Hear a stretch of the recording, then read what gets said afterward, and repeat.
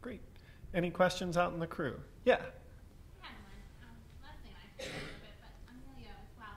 Working with schools, I'm working statewide in disaster response.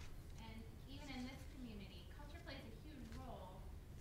We have the trust level of schools that they view on, and then we have families. And in communities, there's that range of reactions from nothing to everything. And when you're talking about families, it's hard enough. But then when you have communities and you have violent deaths or suicides within schools, where the first response of a superintendent is you send all the kids home, or you bring in the cavalry because you made a contract with an EAP who's going to fix it for you, but they don't have the credentials because there are no credentials.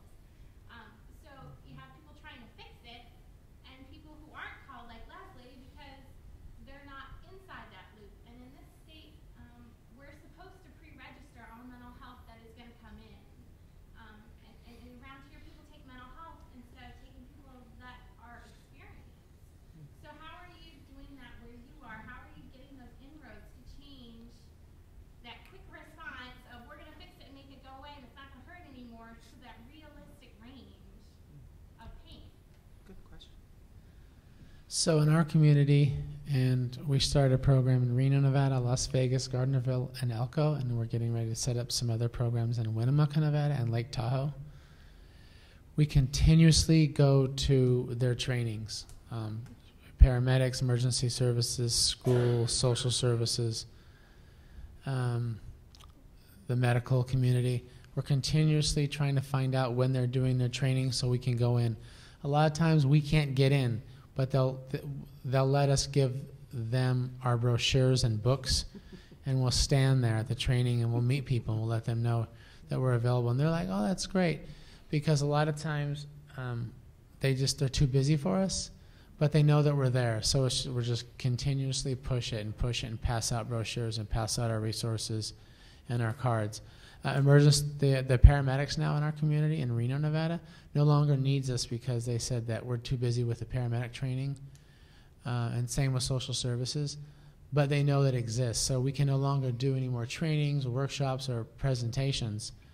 But after about the last 4 years, because of their time constraints and monies, we're not allowed to do any of their trainings. But we're present, and they know that. But we're continuously going back every quarter to fill that gap or be present, so they all know that we exist. And I think that you are the voice. You all have to be the voice. You came tonight, and there are a lot of empty chairs. I wish everyone was full. But you know what you know now, and I tell you what I tell the families at Olivia's house, and I'm sure Emilio does this too. Be our voice. We are only 5 employees and about 50 volunteers that tell the community what we do and how we do it. But we really ask that you help us be the voice to let people know what we can do and that we're out there, and all you need to do is contact us. So that's a great question, and it is a dilemma, obviously. It's the same dilemma in Nevada as it is in Pennsylvania. But we're a team here, and you're the voice as part of this team. So thanks for that question. And I wanted to say 9 years ago when I started this, and just in Reno, Nevada, I went to there's 110 schools, and I went to every single school. Took me about a year. 110 schools, only 37 schools let me in their staff meetings, and the other schools said, we don't want you to bring death into our school. So that was a hard one, and some of the 4 of those schools have called and said, well, we need your services, or where can we find out more? We pass out brochures, but they will not let us do a staff training. And I say it's 5 minutes. All I need is 5 minutes of your staff training. So that's what it was, and it was just like, wow. But I know they would come because the school district utilizes us, but we don't get any money from them, and we're not allowed to do any more trainings. That was just 9 years ago. Now they just know about us, and we're like she said earlier, Leslie said, the schools know about us, and they're the voice for our children in our community. Was there a question in back as well? Someone had a hand up. No? Okay. Okay. I have a question here that Yes, actually... there's a question. Casey, there is one. Oh, we have a question. I'm sorry. I can't see. Go ahead. Yell it out. Is there a program like Olivia's House in Lancaster County, do you know of?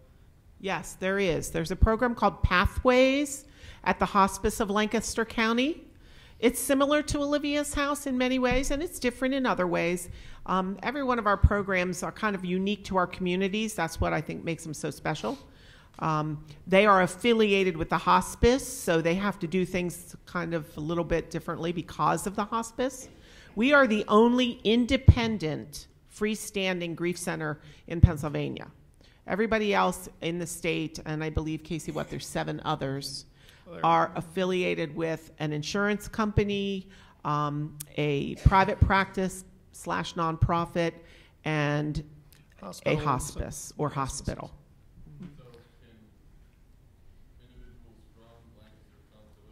Absolutely. Anyone can come to Olivia's House. If you're willing to drive, and we have families from Lancaster County all the time. We have families from Dauphin County, Adams County, and over the Maryland line from Baltimore County.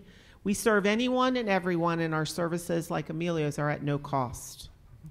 We'll say we had a family a few groups ago come the whole way from Denver, Pennsylvania, so right up outside of Ephrata, Lancaster. So they made the hike, and it was, they still say, worth it, every penny. So, okay, great question. Thank you for that question. I have a question here that was written that I'm interested to know from Emilio's perspective. I know how Olivia's House handles this, but Emilio, what are some suggestions that you have for working with grief and loss with children and adolescents on the autism spectrum? That's a great question. I think from having that foundation of working with special needs children and being an adaptive special ed teacher, working with medically fragile children, we've never, I'm sure like Olivia's House, has never turned anybody away. And so there's really no training for it. There's one book, I think, in the whole world that's working with special needs children by Mark Markell. But it's really more for teens and young adults. But it's being present, because we work with autistic children and we work with special needs children. And when those children come together, they're just playing, they're learning, they're listening. And children are learning from those children as well for special needs, and they get to share. We create a video, one of our first videos, of having a child who had special needs and was able to talk about how they miss their father. But some people might say, well, she's 18, but cognitively she's 9. I go, well, no, she's 18. We wanted those people to know that, no, she's 18. She's special needs, or she has a disability. I'm not sure what we used 9 years ago, but we work with them like we work with anyone else. We don't judge, and we don't put them in a special room, and we're not like, now remember, she's special needs. Because those kids accept those children. Our kids accept other children. It's weird, they're nervous, they're scared when they come to the program. But they all see that they're finding that commonality and normalcy, and that someone's died in their life, and they're able to share and talk and mourn and know that when I ask, other than the Solace Tree, where else are you talking about this? They're either saying someone in the family that will really listen to them, that cares about them, or no one at all, because they don't trust anybody, and they're disclosing a lot of information. So with that question with the special needs, we invite everyone, we don't turn anybody away, and the children and the teens welcome them as part of this club that nobody wants to belong to. I'd like to say that that's exactly what happens at Olivia's House as well. And Dina, you can attest to that. We always are so enamored by how welcoming the children are of each other, and yet how also focused they are on their own grief. They don't gossip about anyone else. They're really about their own pain, and they're great wisdom givers of that pain. But what I love about Olivia's House, if you have not been there, I encourage you to come. We have a room called our family room, where the children all sign their name in week 7 of the 8-week program. So on that wall, there are over 1,200 or 1,300 names in this room. And when they walk in there, they can't help but see names of people they know, kids they know. Sometimes they even come in looking for the names of the kids they know that have come to Olivia's House, and they're excited because they're finally getting to come. And so that likeness, that commonality that Emilio just talked about, is so important for them to recognize. I feel so alone in school. I feel like I'm the only one on the planet without a dad. In my neighborhood, everybody's dads go on to baseball practice with them, and I don't have one. But at Olivia's house, they're like everybody else. And grief is like your fingerprint. It's just unique to you, and you do it your own way. But everybody embraces whatever that's like. And we've had children with learning disabilities at Olivia's house, and they've worked beautifully. And when it doesn't feel good, when it doesn't feel like it's going to be a good fit, we have specialists that we refer them to who understand grief and loss, have been trained by us, but have the specialty of autism. We have an incredible therapist right here in York who did her dissertation on autistic, grieving children and music therapy. She's one of our volunteers, and we get those kids right into her one-on-one. So it's a really neat fit that we work on what is the best way to serve a child. And I said 2 things to Katie, Debbie, and Casey. Please no more than 20 questions for me, and could you not have me follow her? Gosh. All right? We're working on it.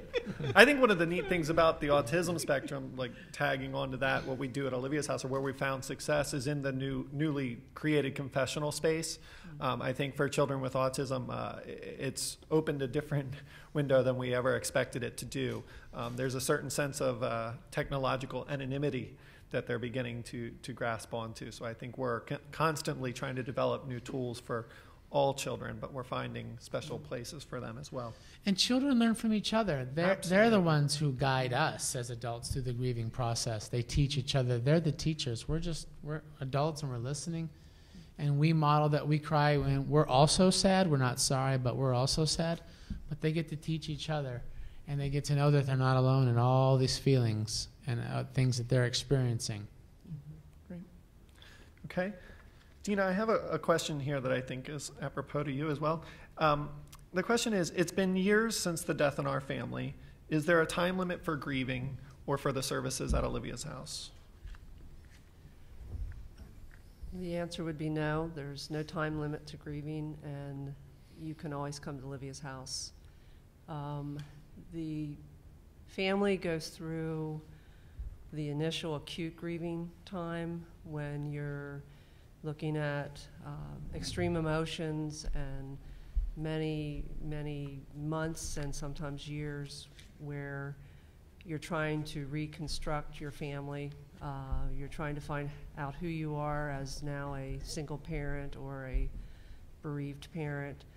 The children are trying to find themselves now in a very insecure place of once having 2 parents, now having 1. So the family goes through multiple changes over the years as well. Just recently, for example, I had a 17-year-old young lady come in to see us. Her mother died 9 years ago. And her current crisis now is she's graduating from high school and she's moving on to college. And her family has moved on. Her father's remarried. Her brother doesn't really remember her mother much. And so she's alone. She's alone in her own grief, trying to decide who she is as a 17-year-old young person. She's struggling with issues such as, who am I now as a young adult without any social structure in her mind, because when she leaves college, she will be on her own. Who's going to take care of her mother's grave? Who's going to talk to her mother at the gravesite? So you would think 9 years she would be certainly more secure, but each sort of passage of her life has brought her grief back to a very present, intense. She had to go to the prom recently. It wasn't quite the same without Mom being present. She's very much struggling with walking down the graduation aisle and what would her mother think of her now. She just wished her mother would be able to say some positive things about who she is. So no, the grief process doesn't change. When she becomes a mother herself, she will miss her mother even more intensely. When she marries and her mother's not in the aisle or present, she'll be very much aware that her mother's not there. It's never too late to call Olivia's house. We've had infants who, as a matter of fact, there were an awful lot of them on 9/11, women pregnant. I worked with one in particular, pregnant, and her husband was at the Pentagon doing some overtime so he could be in the delivery room 2 weeks later. And he was killed that day. That infant never got to know her daddy. And now, 10, 11 years later, she has developmental needs. And this is a lifelong process. Does it cripple you? No. But it definitely is a process. And it's a natural one, but it can be complicated by circumstances. So it's never too late to come for support. All right. Emilio, can I ask you your 20th question? This is it, Casey. All right. I held it for the good one. Actually, I was seeing Lisa earlier, and I was wondering, can you explain a little bit about your camp, Camp Solace, and how that's operating? It's a new kind of trend around the nation, and what you're seeing in that. So, who's heard of Lake Tahoe before? Awesome. So, we're about 30 minutes from Lake Tahoe, and we do a bereavement camp up there for 3 days, beginning of the summer and in the fall. And we see 50 to 80 kids and teens ages 6 to 18 with about 30 to 40 volunteers, so one volunteer for every 2 children. All the information is on our webpage. If you can get there, you got 3 days of kayaking, hanging out with kids, making breakfast. It's pretty awesome. And we're seeing, like I said earlier, there's more joy than sorrow in our programs, but we see more tears up in Lake Tahoe than we do in our grieving center. And I think a lot of it is they've left behind their parents or caregivers. It's just them and us. We're adults. We're in T-shirts and shorts. We're doing s'mores. We're watching the sunset. We're kayaking at night. We're doing memory-making activities, but we're doing a lot of beach play. A lot of those kids have never seen the lake. They haven't, and they come up to Lake Tahoe, and there's just this big blue thing up in the sky. And it's pretty awesome because we do a lot of different activities where we can help these children continue bonds with the person who's died. And it's a lot of fun. And we wake up at 7 and we're in bed at 11. And I know they like to push the envelope because it's so dark up there. You can see the Milky Way at night because it's just, we're at 6,500 feet. It's pitch dark. There's no lights up there. And you can see the Milky Way come right through the sky. So it's cool for them to see satellites and, again, the Milky Way, few shooting stars. And it's an opportunity for them to be away from their home, the city. Because kids come from 5 hours away, they come from 2 hours away, or just that own city. So it's just the city of Reno. But it's a great opportunity for them to camp out, be outside, camp under the stars, make breakfast and make lunch and dinner and be with other kids who are experiencing the same thing. Because a lot of our kids from the Solace Tree don't come to the lake. We find kids from all over to come to that Camp Solace. And we provide that for free as well. So they get T-shirts, hats, water bottles. It's just an awesome opportunity. And also to not feel alone, because here they are up in Lake Tahoe just doing things that they probably were never doing or weren't probably going to do for a while. And they're talking about the person who died in a very safe environment.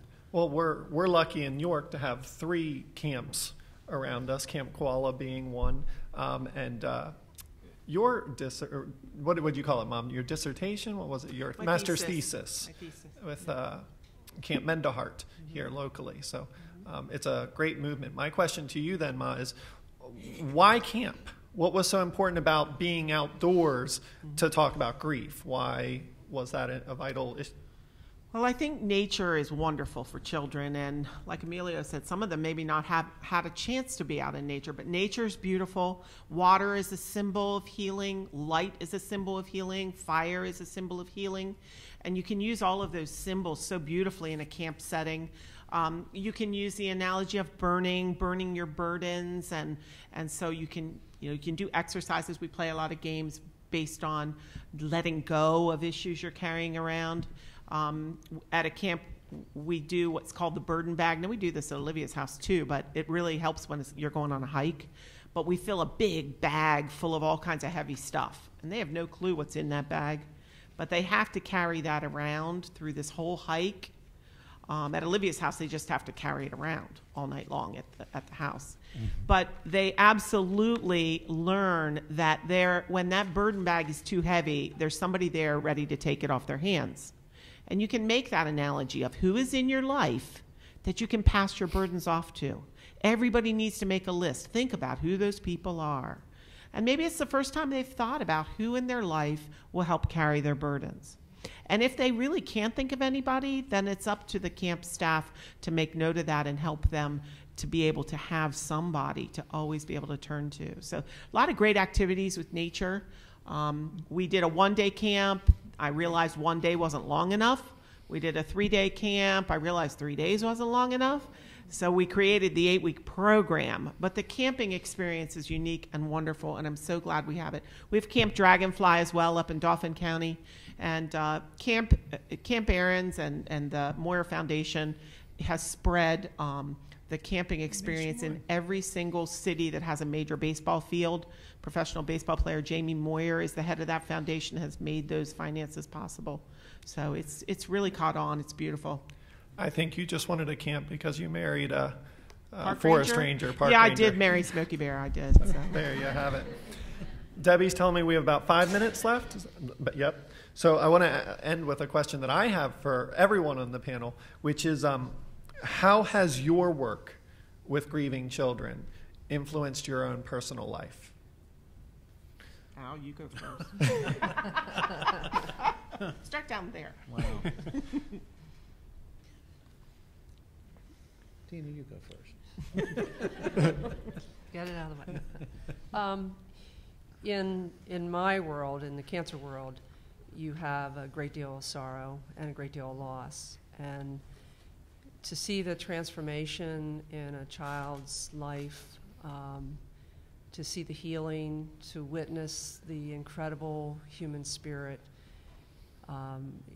it gives me hope when I meet a family that even though I'm meeting them probably in some of the darkest days of their life, that as a community of caring, helping people, we can help sustain each other even in the most difficult time.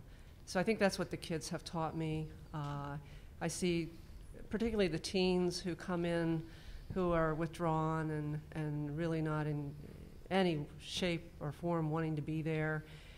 When they're hugging each other at the end of the 8 weeks and they're exchanging emails and they're high-fiving, and it's just a miracle to see how we can overcome that kind of sadness and knowing that it's a continuing process for them throughout their lives, but also for us, because grief will visit us sometimes sooner than we know. Thank you. I think So I don't lose my I train know, of thought. My morning funeral this morning, one of the pilot girls was there. Really? Yes. Oh. And the pilot girls are 2 young girls that their father had had a kidney transplant. Right. And he died. And their mother, God bless her, she was a very high needs person and complained a lot. And we never knew what was real and what wasn't real. And the girls were with their mother in Philadelphia at a wedding, and their mother dropped dead with them there. So they went to live with their grandparents, and their grandfather developed a brain tumor, and he died. And so this was their aunt's funeral today. And, the first thing, it was just one of them there today, but the first thing that she did, was to come over and put her arms around me. And she's okay. Mm-hmm. She is okay. And I talked about how proud her mother and father would be, because she's just beautiful. And she was happy and smiling and just bounding in the door looking for me. And so I think that together, because it was one of my panic calls, I was at the beach when their mother died. And we all felt a little guilt because their mother was very difficult. She was a difficult person. And I called Leslie at home, I think it was a holiday even or something. And it's so rewarding to see somebody become a healthy adult and come to a funeral. And I wanted to back up to one thing about Rosie O'Donnell. I've been privileged in my life on some of the funerals we've been able to handle, but Rosie O'Donnell has come to several funerals that we've had. And I never knew that story, and probably, and it's distant people that were friends with her mother or neighbors back then, and I never quite put it together that she would make all of that effort to come to a funeral, and that is the reason. Yeah. But there was Melissa Pilot there at the funeral, and cool. doing what she knew she should do, Good for be her. at the funeral. Good for her. That's awesome. Pardon me for interrupting. Oh, no worries. I think working in this field has given me an insight into what matters and what's real. What I've learned from the children is, what I've learned from myself is, from my own experiences, we don't get today back. What I've learned from the children is we're not owed tomorrow. And you see that with the children. You learn about your own experiences, and you think about what's shaped you and you know where you're going personally and professionally. But I'll know all too well that life is so short. And so I think to be able to do this job, to know my mortality and to be comfortable with it, has really given me, you know, this, I guess, this, I don't know if it's a gift, but an opportunity to work with so many children and families, but also to learn from so many people to make my job fun and easy. And I'll just finish by saying that I got into this field because 32 years ago, I was told my child had died in utero and just go home and have more. And that was so hard to hear. And there was nothing for me and no one to talk to. And I knew that didn't feel right, and I knew there was something more that needed to be done. And now Olivia's house stands, and his brother works carrying his legacy and legacy of so many families. And I've been privileged to have the friends that I have from Olivia's house. We are family, all of us. And all the families that have been through, just hundreds and hundreds of families, I feel like they are family. And the most important thing I think that comes from working in this field is that I don't sweat the small stuff. You know, I tell the truth, I give people what they need, and I don't invite drama in my world. There's not enough time for drama if I'm taking care of children. That's what I've learned. Well, I think no drama like that. Amen, huh? For the last 5 years, I've been able to lay witness to miracles day in and day out. Today, Emilio got to come to Olivia's house and visit for the first time, and he said, that house, I couldn't imagine it. So I end this by saying, you know, please, if you have not visited Olivia's house, come and call us for a tour. We'd love to show you around. One of those miracles once upon a time was when we said, how are we going to do this? And there was a man who said, well, what do you need? And we said, we need a house. And he said, well, I can get you that house. And he sits back there, and he got us the house. So thank you, George, for being my miracle.